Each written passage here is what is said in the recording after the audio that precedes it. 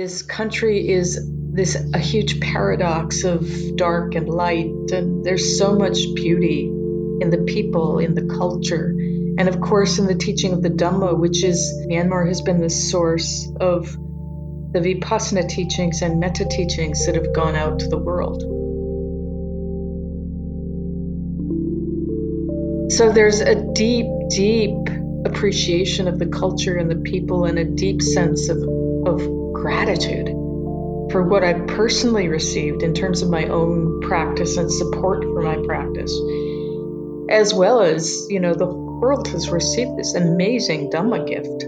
So I can't wrap words around that. It's just a deep and profound debt of gratitude for what has come out of this beautiful place. As a meditator practitioner, what do I do now? These are questions that are going through a lot of our minds. What is my role as a meditator at this moment? And there's no exact answer to that. It's a really difficult question that brings up a lot of other elements and backgrounds, but it's a question I want to ask to you to speak to the meditators and even the non-meditators listening in for wanting to know what it is they can do. What words would you have for that? We want to know every possible thing we can, but we can't control this by knowing about it. So modulate the amount of time you spend exposing your mind and heart to that, because it's red hot. It's very, very difficult to let in. Process what you let in after you've let it in, so that it doesn't build up. And when I say process, it's really just practice.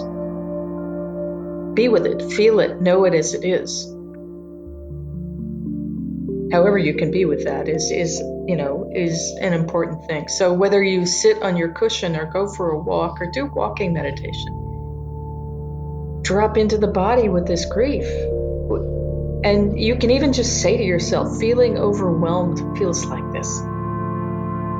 And breathing into that, knowing it as it is, with a lot of kindness and a lot of awareness. Yeah. Sati and Metta are your friends right now. Yeah. And it's a huge challenge, but if you take these big feelings in very small bites, it's more digestible. And so we're living in an intense dukkha time. How not to drown in the reaction to that is the important thing.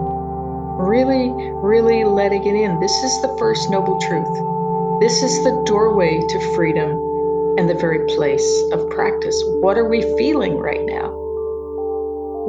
How are we responding to what comes in? And so to breathe into that and to feel it, and to feel it in the way that allows us not to drown in it. How it's held here is implicit. There is a clear assumption that if your practice has borne fruit, it will manifest in actions of speech and actions of body. So nobody does anything explicit or separate. There isn't like, okay, now we're going to do a social justice thing as Dhamma practitioners, because as Dhamma practitioners, that comes out with working on behalf of others. That's just a natural response as the practice deepens. So there is a trust that with deeper practice, action will happen. But because people will do all sorts of things, the only thing we can control is how we respond. And to respond from Metta is a place of real power. And what good it does, for starters, very pragmatically, is we don't get caught in our unwholesome response to whatever it is. We don't get caught in grief. We don't get caught in anger. We don't get caught in despair. And from that place, we can act and speak from a much more balanced place. And we're not adding to the hatred in the world by doing so. I know some people think to do work in social justice, one needs one's anger. And I would draw a line between righteous indignation and anger. We still know, even if we're radiating metta, what's wrong and what's right, and what's wholesome and what's not. You don't lose sight of that. And you don't lose sight of the terrible impact of unwholesome action on other people and how wrong that is. But we have to be able to act and speak anyway. So that to radiate metta altogether